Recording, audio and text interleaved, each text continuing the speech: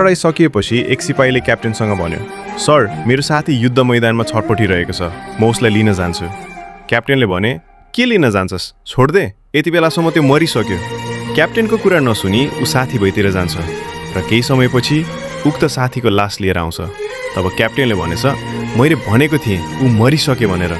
सिपाही भन्छ, सर, जब म त्यहाँ पुगेँ तब उसँग अन्तिम ढुकढुकी मात्र बाँकी थियो। तब साथीले मुस्कुराउँदै भन्यो, साले, मलाई थाहा थियो त जरुर आउनेछस्।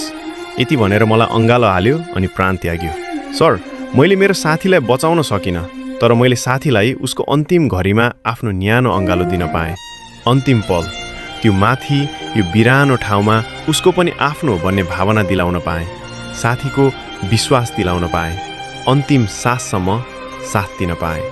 यही नै हो सर, साथी भनेको दुख सुखमा साथ दिनु नै मित्रता हो। साथी चाहे स्कुलको होस् या घरको टोलको होस् या लडाइँ मैदानको होस्, साथी भनेको साथी हो, जसको साथबाट एक्लोपन टाढा भाग्छ अनि खुसीको पल साथमा आउँछ। त्यही नै हो साथी।